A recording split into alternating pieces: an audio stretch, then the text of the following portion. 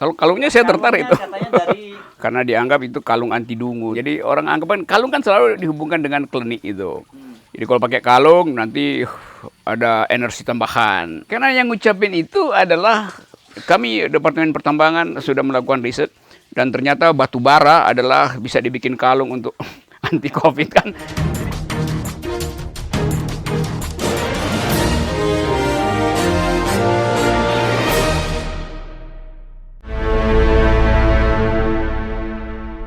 Halo, kembali bersama saya Hersbun Arif dari Forum News Network. Dan kita kali ini akan mengajak ngobrol Bung Rocky Gerung. Ini jadi merupakan kerjasama official antara Rocky Gerung Official dan Forum News Network. Bung Rocky, enak banget ini suasananya ya. Di belakang pohon-pohon pinus, terus ada air gemercik. Tapi kodoknya udah mulai, saya nggak kelihatannya tinggal ikan ya. Godoknya mulai tergusur oleh Covid. Oke, seingat saya dulu ada suara-suara kodok nih kalau malam biasanya ya. Bisa dibikin. Oh, bisa dibikin kodok ya. Nah, ini ada juga yang tanya Pak lewat Instagram gitu, ada yang tanya pada Anda juga soal kan yang lagi heboh nih kalung anti virus Covid yang katanya akan segera diproduksi oleh Kementerian Pertanian. Ini. Jadi Anda tertarik nggak itu untuk ikut memproduksi atau kalau sudah muncul akan untuk menggunakan kalung itu? Kalungnya dari apa ya? Kalau kalungnya saya tertarik itu. Katanya dari kayu putih, minyak kayu putih itu ya di pohon minyak. Oh, kayak kalung-kalung Buddha Hindu yang dari pohon khusus gitu. Ya, kalungnya anti Covid. Mungkin satu waktu dia akan dapat sertifikasi dari MURI, Museum Rekor Indonesia. Karena dianggap itu kalung anti dungu tuh. Padahal saya membayangkan kan daripada cuman begini kan lebih enak pakai kalung kan, aman, enak. Itu mungkin aja satu waktu nanti ditemukan segala macam. Tapi kegairahan untuk memberitakan itu sedikit kedunguan juga karena kita tahu riset dunia tentang vaksin anti Covid itu sampai sekarang masih pada tahap yang paling dasar. Tiba-tiba kita lakukan lompatan kuantum supaya dapat headline. Dan itu dilakukan oleh Departemen Pertanian. Menterinya yang melakukan. Menterinya yang nyebut menteri gitu. Ini apa nih semacam klinik untuk ngusir wabah sebetulnya. Jadi orang anggapan kalung kan selalu dihubungkan dengan klinik itu. Jadi kalau pakai kalung nanti ada energi tambahan. Secara psikologi memang ada sugesti itu. Saya pakai sesuatu tambahan di tubuh maka dedemit nggak datang atau genderuwo akan minggir gitu. Nah, Covid itu bukan dedemit, bukan genderuwo. Dia itu virus tuh. Yang kita tahu ada kimianya, ada struktur molekul di situ tuh. Nah, kita mau dengar sebetulnya keterangan ilmiahnya baru diumumkan dong. Jadi jangan tiba-tiba merasa, kita udah punya jalan keluar. Sama dulu dengan zaman SBY, kan ada krisis energi, tiba-tiba ditemukan ada blue energy, bahwa kita bisa produksi energi dari bahan bakar dari air, segala macam kan. Jadi negeri ini sebetulnya dalam keadaan krisis selalu ada solusi, tapi solusi yang nggak masuk akal. Solusi klinik. Nah, sialnya nggak ada orang yang bantai itu. Mestinya presiden, karena ini kan presiden menyatakan diri sebagai panglima perang COVID ini tuh. COVID, lawan corona. Nah, kalau begitu nanti kita lihat misalnya Pak Jokowi, kalau ada marah-marah edisi kedua dia pakai kalung itu tuh. Supaya kita bisa pamerkan sekaligus bahwa presiden sudah menyatakan resmi bahwa itu adalah kalung anti COVID. Bukan kalung anti stupid itu. Iya. Nah, oke, sebelum kita ngomongin klinik tadi, Bung Rocky, saya ini membaca di netizen ini luar biasa reaksinya dan semua rata-rata skeptis terhadap pemerintah ini. Bahkan muncul trending kalung anti bego gitu kalau ini ngeri-ngeri nih. Kenapa kelihatannya publik cenderung selalu skeptis apapun yang dilakukan oleh pemerintah? Karena yang ngucapin itu adalah menteri yang orang partai. Hmm. Kan dari segi itu orang bertanya keilmiahan keterangan itu apa.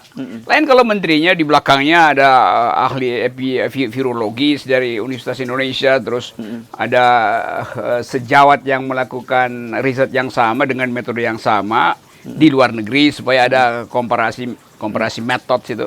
Itu biasa kan saling kirim metodologi itu. Ini menteri datang ke depan mic, ada kamera, lalu ucapkan sesuatu yang dasar ilmiahnya dia tidak mengerti. Ya. Kan begitu ada tanya jawab si menteri nggak bisa jawab kan? Ya, nah ini memang ada penjelasan dari kepala Balitbangnya bahwa ini sudah uji in vitro katanya begitu. Nah, iya itu namanya itu tahap meminang itu, akad nikahnya juga belum kan? belum ya? Kan itu in vitro artinya ya di dalam tabung itu dilakukan compound chemistry lalu ditemukan reaksinya tuh. Ya mungkin di dalam satu variabel sampel dia bereaksi positif. Tapi kan itu bukan hasil akhirnya kan? Ya. Padahal menteri mengumumkan hasil akhirnya tuh, bahwa sudah ditemukan. Itu. Harusnya ada uji klinis dan sebagainya. Ya, uji klinis yang paling bagus karena reaksi pada tubuh manusia harus dibuktikan. Bahkan demografi orang yang pakai kalung itu mesti dilihat tuh. Apakah kalung itu sesuai dengan golongan darah, reaksi alergi kulit misalnya tuh. Atau masyarakat pantai dan gunung apa bedanya itu kan ini rumit kan. Ya. Jadi selalu di bypass saja. Jadi sebenarnya prosesnya masih panjang ya, bukan kita menolak bahwa mungkin saja, tapi ini kan, tapi prosesnya kan harusnya masih panjang gitu ya. Ya jadi kayak orang ngebet untuk nyari temuan, tapi kemudian ya rakyat karena dari awal udah menganggap bahkan data COVID aja dipalsukan. Saya dapat keterangan baru dari investigasi majalah Tempo misalnya bahwa sebetulnya yang meninggal itu 14.000 orang bukan 3.000 orang yang diumumkan karena datanya beda-beda karena parameter ukurnya juga tidak sesuai dengan yang dimaksudkan WHO tuh. Tapi kan kita mau tahu betul kalau misalnya virus yang atau riset yang dilakukan oleh Bretan itu bekerja sama dengan analis dari WHO, jadi ada semacam cross-cutting methodological examination itu, uji silang metodologi dengan tempat yang lain tuh. Tapi mungkin karena dianggap minyak kayu putih, lalu sensasi masyarakat Indonesia menganggap, oke, kalau begitu kita rame-rame tanam minyak kayu putih gitu kan, dan tanam pohon itu tuh. Ya. Nah, tadi Anda menyinggung soal klinik ya, soal klinik. Ini kan ternyata kejadian semacam ini, meskipun ini kita belum bisa menyimpulkan kekonyolan yang sama, tetapi pernah kejadian sebelumnya kan, Anda tadi nyebut Blue Energy. Tapi kalau kita ke belakang, ke Bung Karno misalnya ada dulu Raja Idrus dan Ratu Markona. Yang gitu, diundang ke istana. Diundang ke istana gitu, yang bisa mencairkan kekayaan Indonesia di luar negeri. Kemudian ada juga Cut Harafona zaman Pak Harto nih yang katanya bayi bisa ngomong di perut gitu. Bahkan zamannya Bu Mega pernah ada menteri tuh, Menteri Agama tuh yang membongkar situs Bogor ini Batu Tulis. Batu Tulis ya. Nggak jauh dari tempat Anda ini kan. Nah, fenomena apa yang muncul semacam itu dalam situasi ketika negara krisis kemudian muncul figur-figur semacam ini? Sebetulnya kalau kita lihat sosiologi dari mitos itu atau klinik, di dalam keadaan krisis selalu ada klinik. Atau klinik itu adalah diciptakan untuk menjawab krisis. Atau klinik itu yang akan menghasilkan krisis. Nah bagi antropologi Jawa mungkin bacaannya begitu ada klinik maka orang menganggap bakal ada bencana.